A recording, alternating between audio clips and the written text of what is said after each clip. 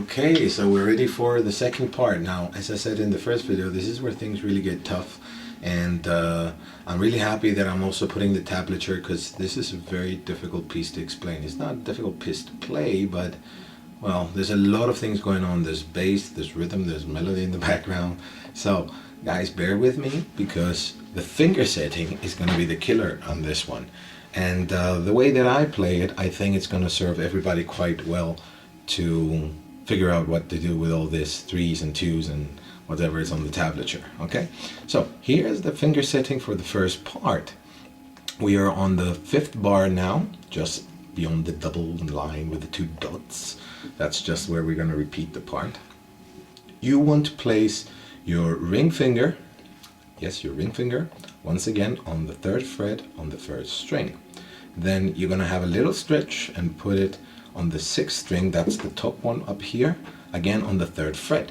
So you're going to have a little bit of a claw going on right there. Make sure you relax your thumb in the back, and it's all the way stretched backwards. You can have it tightly grasp on the guitar, but that's going to make your other fingers curl up and not have such a good freedom. Now, here we have 3-0-0-3. That means we have to play everything together. So we're going to use the thumb and these 3 fingers to pluck the 6th and the lower 3 strings. All of them together. Afterwards, we have a 3 on the 1st string. So we're going to just keep the fingers where they are, play these ones together, and just pick again with the ring finger. As you pick up, it's a natural movement when the hand goes up, and as you come down, you're going to hit the bass with your thumb. So you should have a little bit of a smooth flow.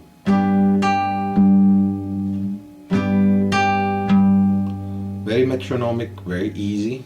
And again, once you come down a little bit with your hand with the bass, plucking the bass, you're going to place your middle and your ring finger on the 1st and the 2nd string and lift up again. So slowly together. The left hand hasn't changed nothing, guys. So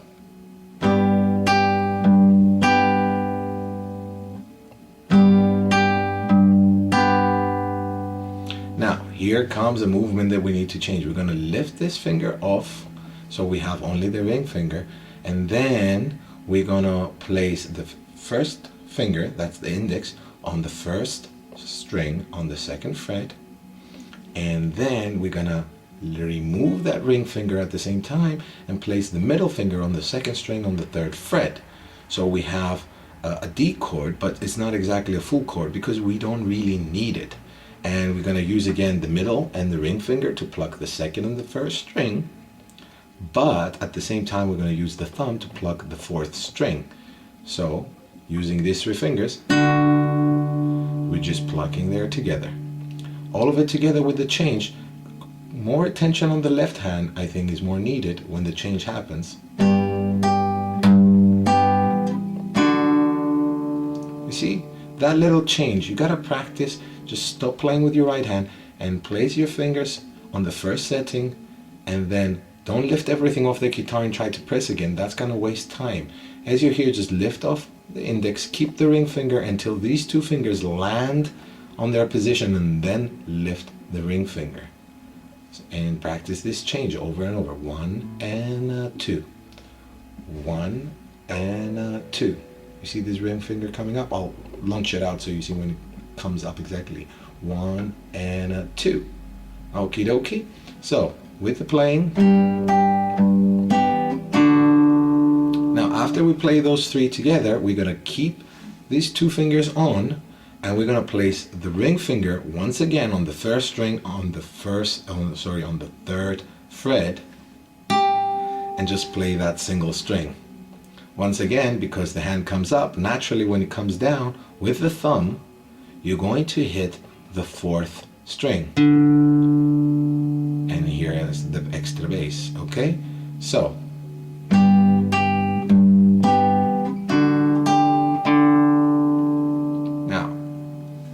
switch off the video right here, repeat my instructions, and just go slowly at it, because this finger setting will just make you walk like a spider with the left hand, and it's just gonna make the music flow. Okay, one last time we play it together if you like.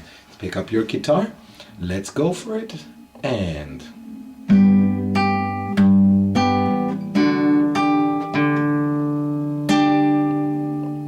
now the next part that I played here, while still having all three fingers, the index and the ring finger on the first string, index on the second fret, ring finger on the third, and middle finger is on the second string on the third.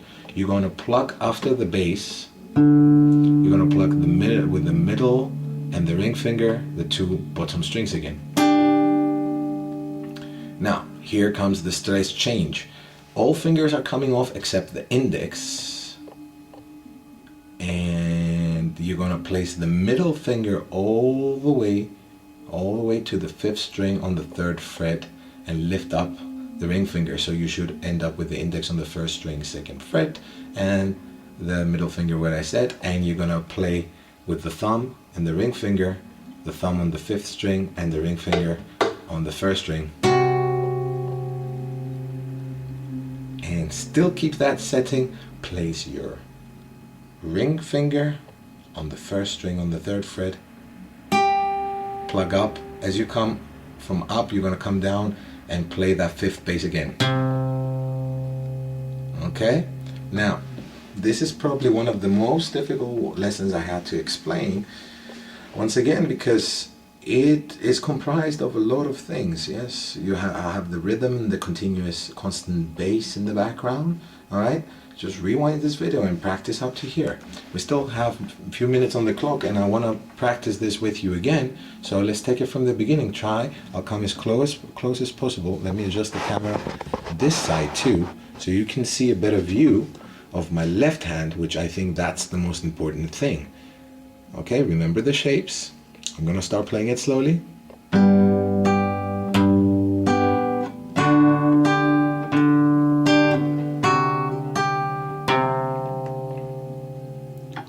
I'll come even closer. I'll do it again for you guys. Here we go. These are not in use.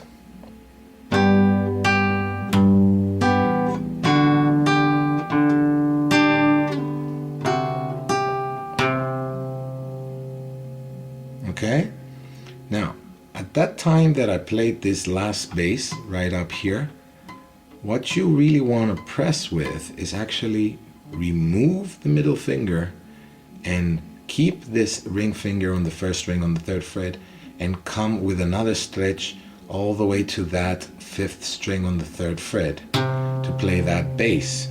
That bass is on the sixth bar on the third note. You can see it right there. Why? Because now comes the difficult part that we're gonna do. This is a classical stretch, guys. You're gonna keep that index on, remove all the other fingers, which is just the ring finger in this case, and you're gonna place your middle finger on the second string on the third fret, and here comes the stretch. You're gonna place the pinky on the fifth fret of the first string, like so. So only the ring finger should be free. Why? Because after the bass, the tablature says we have to press the third and the fifth fret. The third on the second string and the fifth on the first. And then we're going to use the two fingers here again, the middle and the ring, to play these two, the first and the second string. It sounds a little bit off, but once you play it with, it's perfectly tuned. And that's why we got to play actually with the index here, so we can use these free fingers to do this play right here.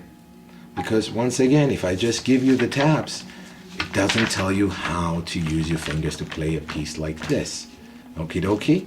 So I'll play it again, slowly, so you can see my left hand and that little intricate change. I think the video, we're just gonna keep it up to here, halfway through the sixth bar. So let's go nice and slow. From the beginning, well, not the beginning, the fifth bar.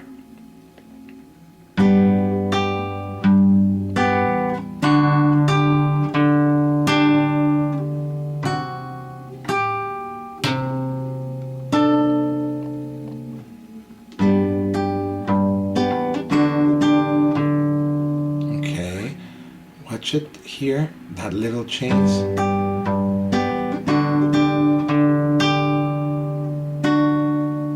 right here, and then as you play this bass at the same time that you play, you're placing these two fingers, as I said before. Well, that's it, guys. It's not exactly the easiest piece to play, but these finger settings are the ones that I believe are gonna help you play it smooth and out. Definitely you can find ways of you playing it as well with your own finger settings, but the most important thing in any type of song is the lasting of the note. If you check in your notation above, you'll notice a lot of humps connecting the notes, or some, don't check the humps on the tablature, that actually it's a hammer on a pull-off, but with the notes, they have to have a lasting note, meaning don't kill the note by playing something like this. This kills the note. The note is sustained. So if you have the proper finger setting, what you actually have, it's a beautiful continuous sound of your music. All right? So I hope you enjoyed this lesson as well. I know it's not the easiest thing, but it's more than worth it. All right? Check out for the next video, guys. Take care, God bless. Make sure you comment and rate. See you in the next one.